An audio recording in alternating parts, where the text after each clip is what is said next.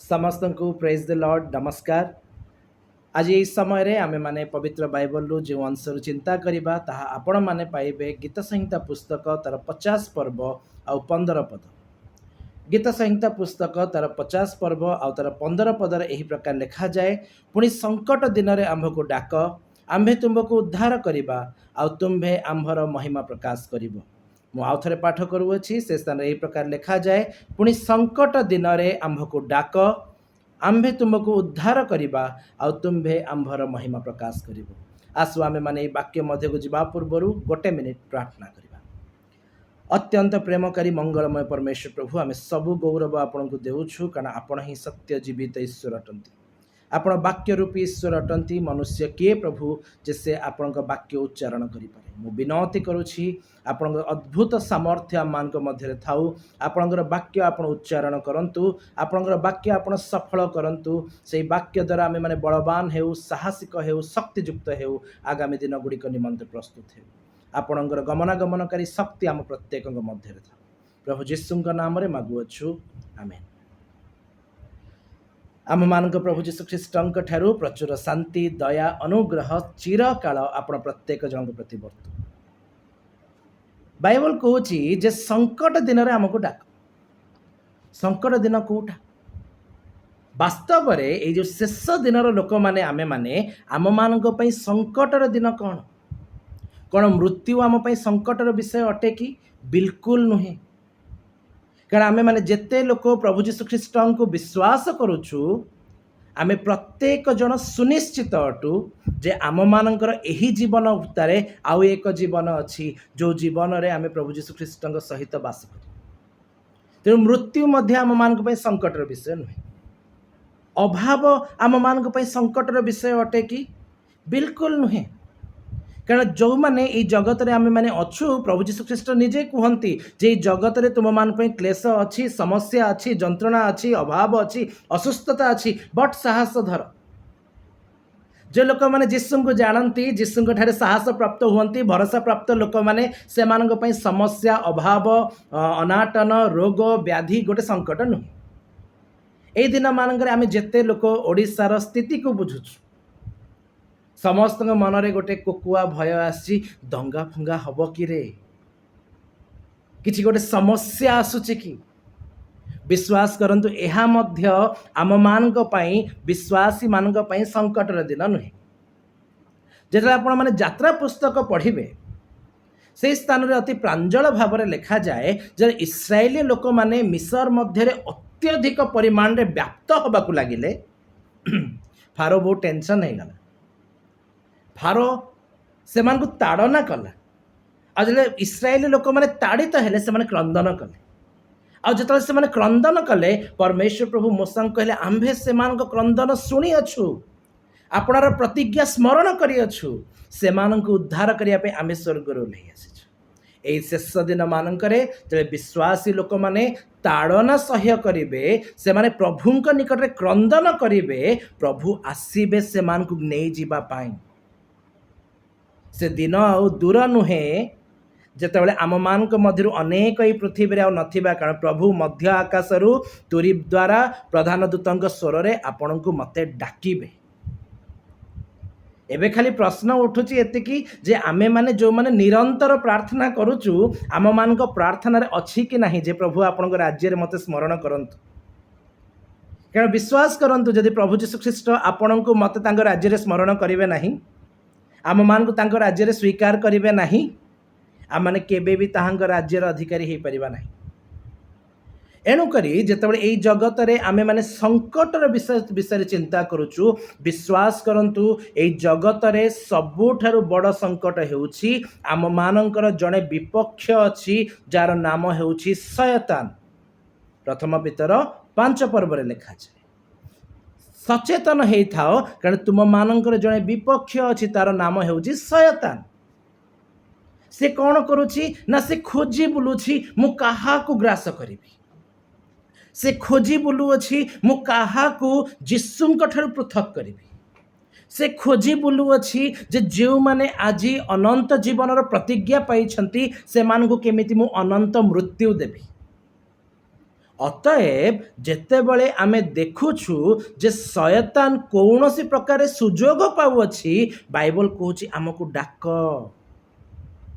ସେଥିପାଇଁ ପବିତ୍ର ବାଇବଲ ଆମକୁ କହୁଛି ଯେ ତୁମେମାନେ ଶୟତାନକୁ ସୁଯୋଗ ଦିଅ ନାହିଁ।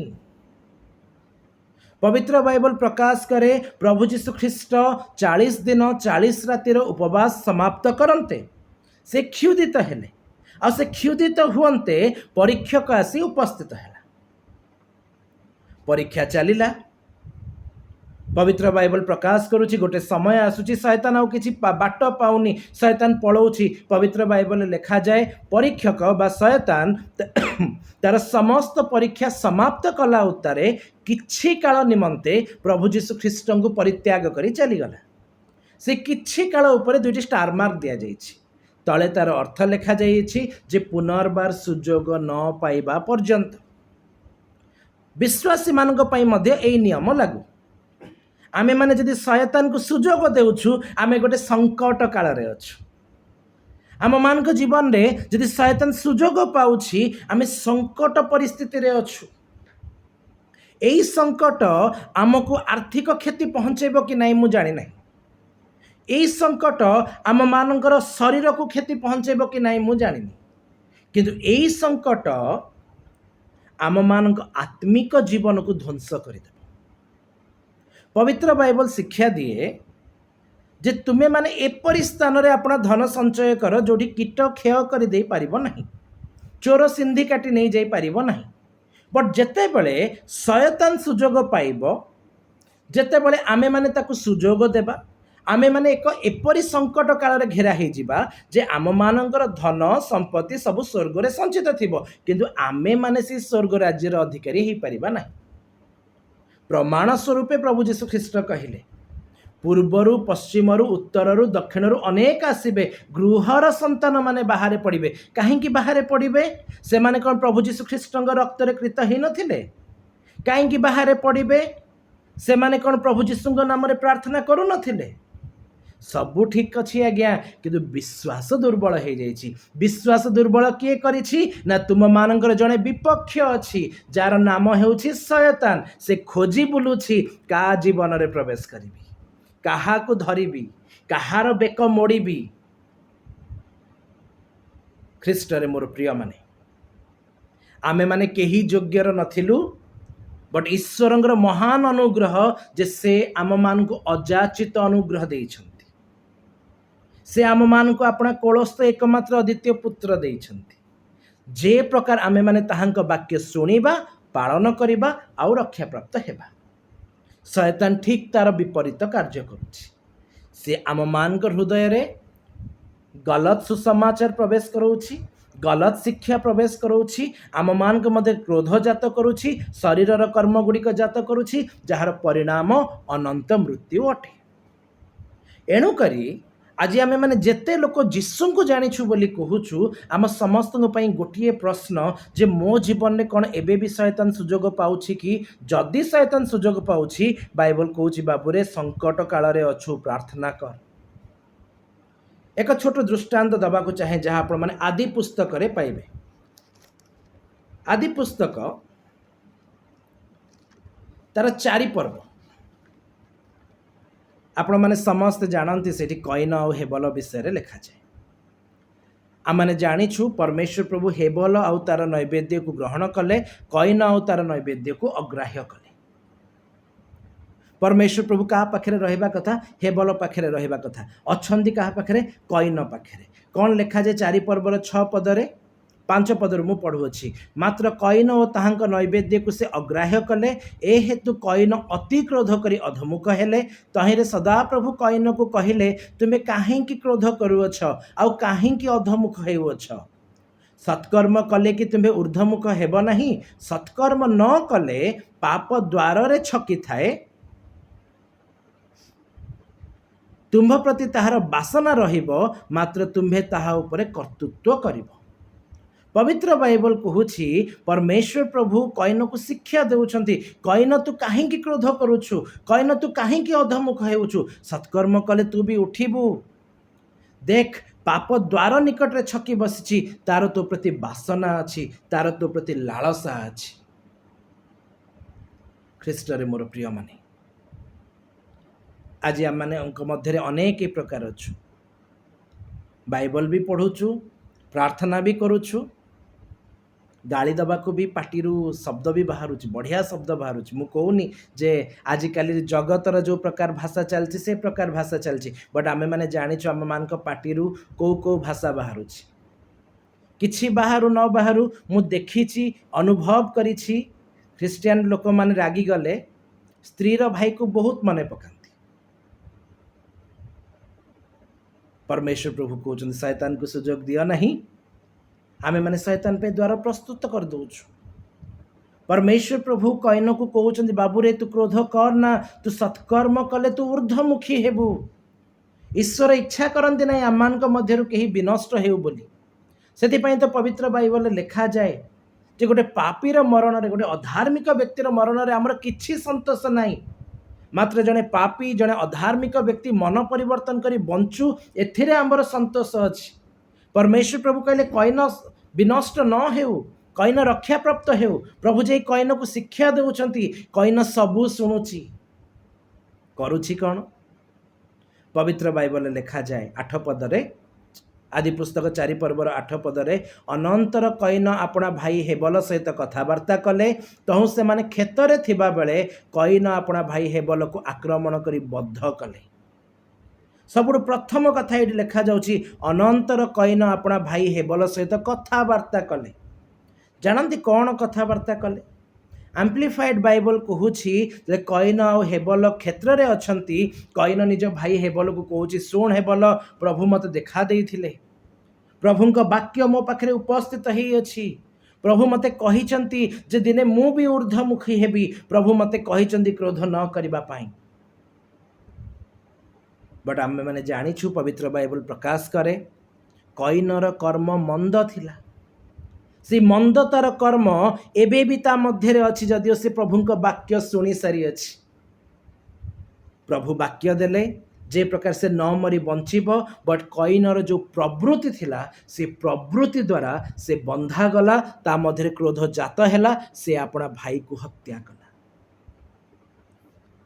मु आज उपस्थित आम प्रत्येक को पचारिबा को चाहूँगी, अनेक समय तो आमे माने कही था आमे जगत रे अच्छु, क्रोध इज सो ऑब्वियस। आमे जगत रे अच्छु, बेले बेले तो टिके टेम्पटेड ही जीवा ना। आमे माने जगत रे अच्छु, सबु बेले आ कोन बाइबल अनुसार चली परिबा कि? देखंतु आज्ञा बाइबल उदाहरण दउछि, बाइबल कईन को आम सामने दृष्टांत स्वरूप कहूछि, प्रभु ताकू कथा कहिले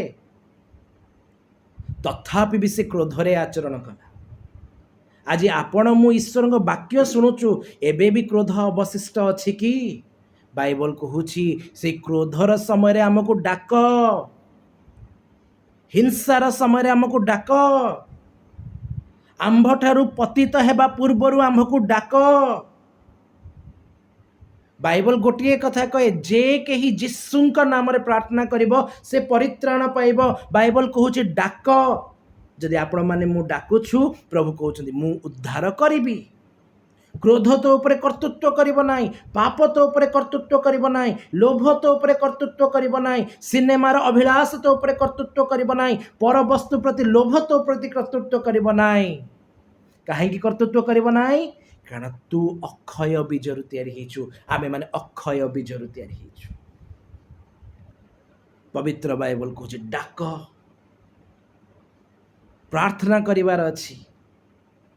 प्रभु जीशु ख्रीष्ट कहले, तुमे माने परीक्षा रे जेपरि पड़ी न जाओ, सेथिपाई जागी रही प्रार्थना करो, परीक्षा आसीबो आज्ञा। ए दिन मानकरे अनेक ख्रिस्टियन लोक माने भय पाउछंती, ताड़ना आसीबो कि, लांछना आसीबो कि, कौन कौन परिस्थिति आसीबो कि।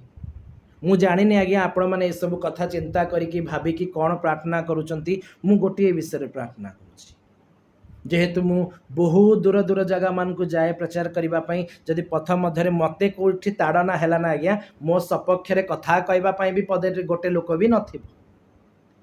किंतु मु सब दिन प्रार्थना करछि, प्रभु जदि मोर शेष रक्त बिंदु भी झरी जाए, जे प्रकार मु तुम नाम को अस्वीकार न करे, सेथि पई मते बलवान करि थाओ। ସବୁବେଳେ ମନେ ରଖିଥାନ୍ତୁ ଆଜ୍ଞା, ପ୍ରଭୁ ଯୀଶୁ ଖ୍ରୀଷ୍ଟ ନିଜ ରକ୍ତ ଦେଇକି ପ୍ରେମକୁ ପ୍ରମାଣ କରିଛନ୍ତି। ପ୍ରଭୁ ଯୀଶୁ ଖ୍ରୀଷ୍ଟ ନିଜ ରକ୍ତ ଦେଇ ଆମ ପ୍ରତି ପ୍ରେମକୁ ପ୍ରକାଶ କରିଛନ୍ତି। ଆମମାନଙ୍କୁ ମଧ୍ୟ ଆପଣ ରକ୍ତ ଦେଇ ପ୍ରଭୁ ଯୀଶୁଙ୍କ ପ୍ରତି ଆପଣ ପ୍ରେମକୁ ପ୍ରମାଣ ଦେବାକୁ ପଡ଼ିବ ଯେ ପ୍ରଭୁ ଦେଖନ୍ତୁ ମୁଁ ଆପଣଙ୍କୁ ପ୍ରେମ କରୁଛି। ଆଜି ଆମେ କେତେ ଲୋକ ଅଛୁ ଏଠି ଯେଉଁମାନେ ସବୁଦିନ ପ୍ରାର୍ଥନା କରୁ, ଯଦି ପ୍ରଭୁ ଯଦି ମୋତେ କିଏ କହେ ଯେ ତୁମର ନାମକୁ ଅସ୍ୱୀକାର କରିବା ପାଇଁ, ମୁଁ ଯେ ପ୍ରକାର ସେ ସମୟରେ କହିପାରିବି ଯେ ଆକାଶ ତଳେ ମନୁଷ୍ୟମାନଙ୍କ ମଧ୍ୟରେ ଆଉ କୌଣସି ନାମ ନାହିଁ ଯେଉଁ ନାମ ଆମମାନଙ୍କୁ ପରିତ୍ରାଣ ଦେଇପାରେ। ଏକ ନାମ ଅଛି, ପ୍ରଭୁ ଯୀଶୁଙ୍କର ନାମ। ମୁଁ ପ୍ରଭୁ ଯୀଶୁଙ୍କର ନାମକୁ ପରିତ୍ୟାଗ କରିବି ନାହିଁ। ବାଇବଲ କହୁଛି ଆମମାନଙ୍କର ଜଣେ ବିପକ୍ଷ ଅଛି, ତାର ନାମ ହେଉଛି ଶୟତାନ। ସେ ଆମ ମଧ୍ୟରେ କ୍ରୋଧ ଆଣୁଛି, ହିଂସା ଆଣୁଛି, ଲୋଭ ଆଣୁଛି, ଭୟ ଆଣୁଛି। ଲକ୍ଷ୍ୟ କେବଳ ଗୋଟିଏ, ଯେ ପ୍ରକାର ଆମମାନେ ଈଶ୍ୱର ବିହୀନ ହେଇଯିବା। ପ୍ରଭୁ କିନ୍ତୁ ଚାହାନ୍ତି ନାହିଁ ଯେ ଆପଣଙ୍କ ମଧ୍ୟରୁ, ମୋ ମଧ୍ୟରୁ, ଆମମାନଙ୍କ ମଧ୍ୟରୁ କେହି ଜଣେ ହେଲେ ବି ବିନଷ୍ଟ ହେଉ। ତେଣୁକରି ପ୍ରଭୁ କହୁଛନ୍ତି ସଙ୍କଟ ଦିନରେ ଡାକ, ଡାକ, ନିରନ୍ତର ପ୍ରାର୍ଥନା କର, ଆନନ୍ଦରେ ପ୍ରାର୍ଥନା କର, ଦୁଃଖରେ ପ୍ରାର୍ଥନା କର, ଶୋକରେ ପ୍ରାର୍ଥନା କର, କ୍ରନ୍ଦନରେ ପ୍ରାର୍ଥନା କର, ଡାକ। ବଟ୍ ଡାକିବାର ଲୋକମାନେ ଭୁଲି ଯାଉଛନ୍ତି ଯେ କୋଉ ସମୟରେ ଡାକିବାର ଅଛି। ପକେଟରୁ ପଇସା ସରିଗଲେ ଡାକିବାକୁ ମନେ ପଡୁଛି, ପ୍ରଭୁ ପ୍ରଭୁ ପ୍ରଭୁ, EMI ଦବାର ଅଛି, ପ୍ରଭୁ ପ୍ରଭୁ ପ୍ରଭୁ। ଆରେ ଆତ୍ମାଙ୍କର ଖାଦ୍ୟ କମିଗଲାନି, ଡାକ।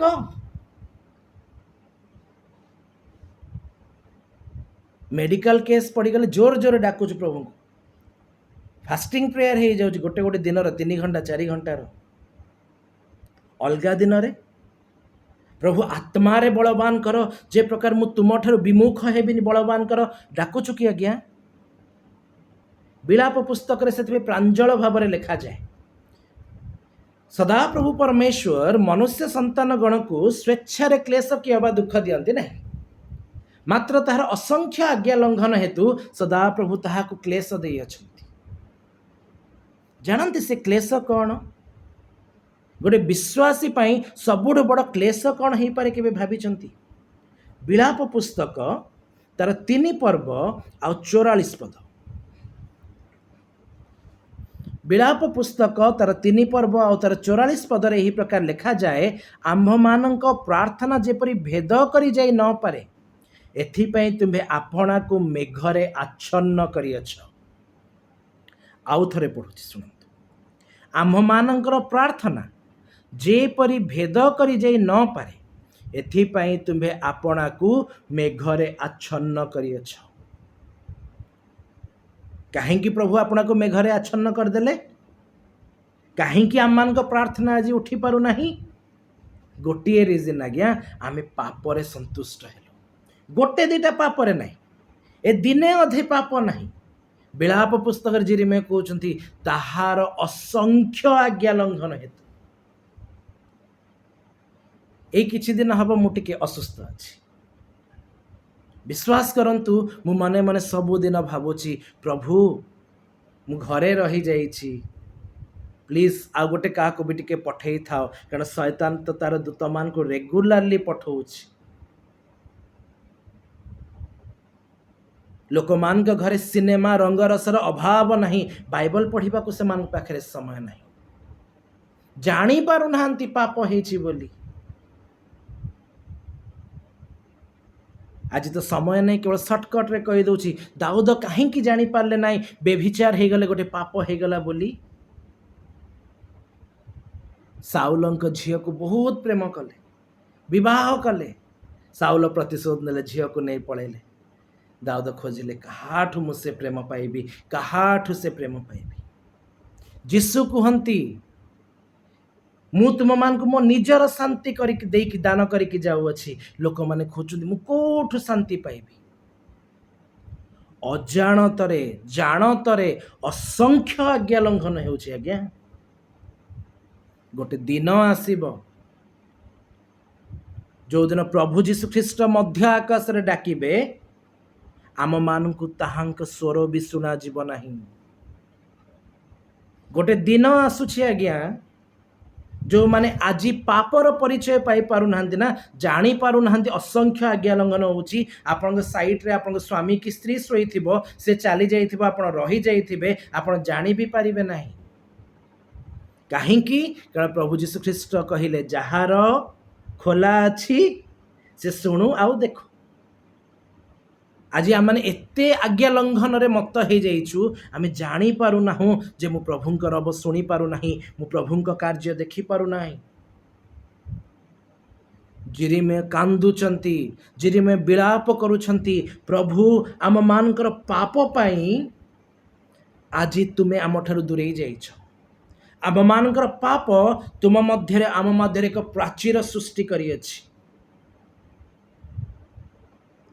बाइबल कहूँ संकट दिन रे डाक पापर उद्रेक मात्र हेला मात्र डाक मन मध्य मंद कल्पना हेले मात्र डाक आमे भावु इतना तो चलता है प्रभु कहबे नाई रे बाबू तू बाइबल भूली गलु आंभ ठारे पापर लेस मात्र नहीं सेथि पाई प्रभु जीशु ख्रीष्टंक रक्त आम मान को परिष्कृत करिथिला जे प्रकार आमे माने पिता ईश्वर सहित मिलित हो पारिबु आज आम मान विपक्ष जे शयतान से प्राणपण करुछि आम मान को आउ थरे असुचि करिबा पाई आज से शयतान प्राणपण करुछि आम मान रिलेशनशिप प्रभु जीशु सहित ब्रेकअप करिबा पाई प्रभु जीशु ख्रीष्ट आम मान को कहिले जे तमे माने भी प्राणपण कर जे प्रकार संकीर्ण द्वार दे प्रवेश करि पार प्राणपण निजरु कले हब नहीं आज्ञा प्रभुंक नाम रे प्रार्थना करने को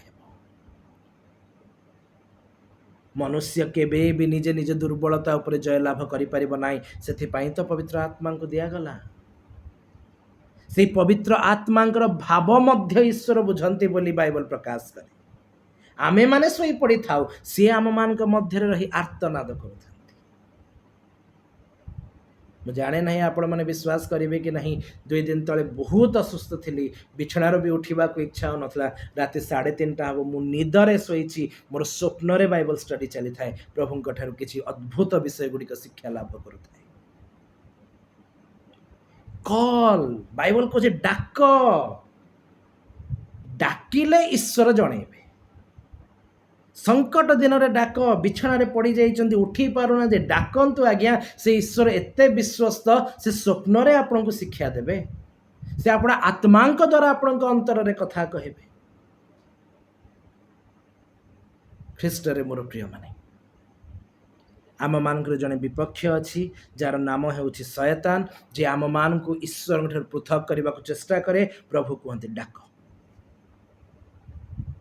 से वाक्य लिखा जाए कौन प्रथम करंथीय पुस्तक रे से प्रभु जीशुंक द्वारा आम मान को जय प्रदान करुअछंती शयतान एते पावर नहीं आज्ञा जे से आम मान को प्रभु जीशुंक ठार पृथक कर दे पारिबो बट यस जदि आमे माने जीशुंक स्वर जानिछु आमे माने जदि जीशुंक पलर मेष अछु तेबे बाइबल गोटिए कथा कहूछि प्रभु जीशु कहिले मोहर पलर मेष माने मोर स्वर सुनंती आ जो माने जीशुंक पलर मेष माने से जीशुंक स्वर सुनला परे जीशुंक पछे पछे चलंती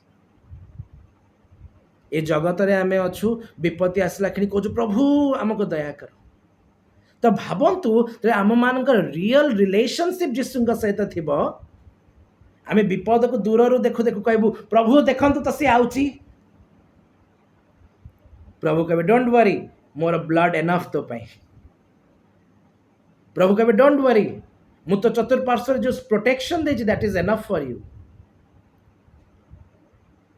आज अनेकंकर रिलेशनशिप ईश्वर सहित विभिन्न हो जाए आज्ञा बाइबल कहूँ डाक संकट दिन रे डाक ईश्वर विहीन हो जाए जदि डाक जदि आम डाकिबा जदि आम प्रार्थना करिबा तेबे आमे माने निश्चित भाव में ईश्वर उत्तर प्राप्त हेबा पवित्र बाइबल प्रकाश करे फिलिपियो पुस्तक एफिसियो पुस्तक तार 5 पर्व एफिसियो पुस्तक तार 5 पर्व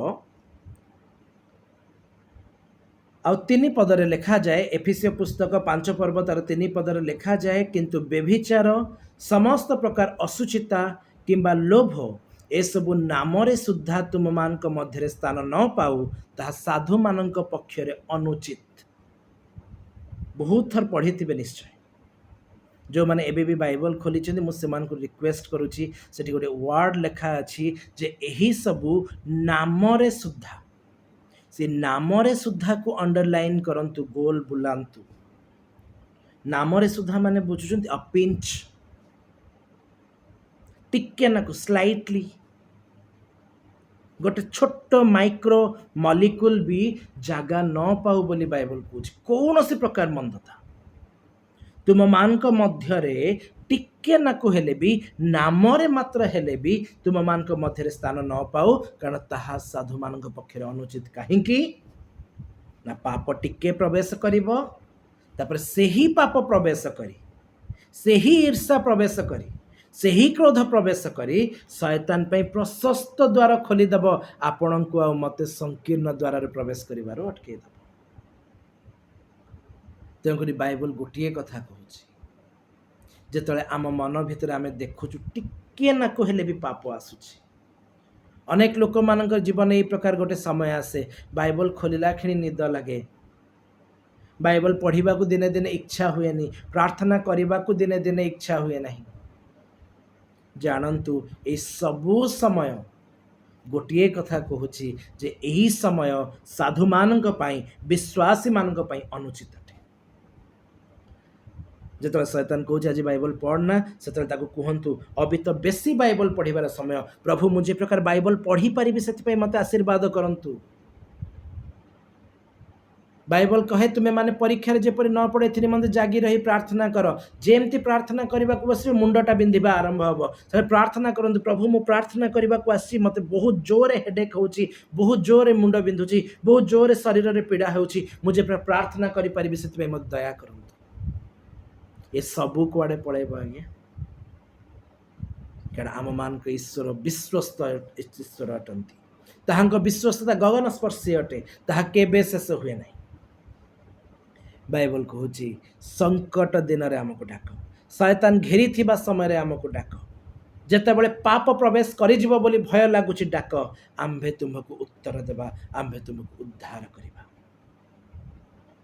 मोर प्रिय माने बाइबल आमको गोटे अभय वाक्य देइछि प्रभु जीशु ख्रीष्ट कहते देख मु जुगांत पर्यंत तुम मान संगे अच्छी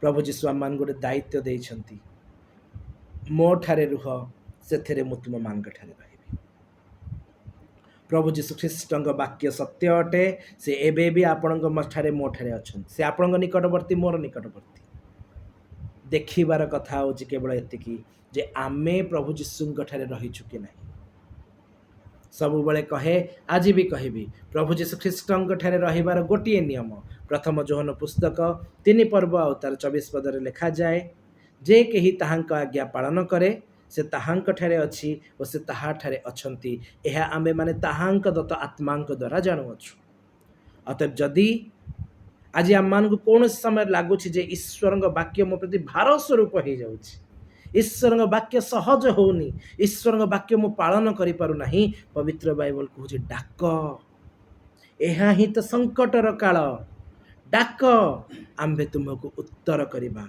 डाक आम्भे तुमको उद्धार करिबा डाक आम्भे तुमको तुम अज्ञात मह दुष्कर विषय सब देखा डाक आम्भे तुम बंधन खोलीदेवा डाक आम्भे तुम ज्वाली ध्वंस करिबा डाक आम्भे तुम दक्षिण हस्त को सबल करिबा डाक आम्भे तुम नाम जीवन पुस्तक लिभा जावाक देवा नहीं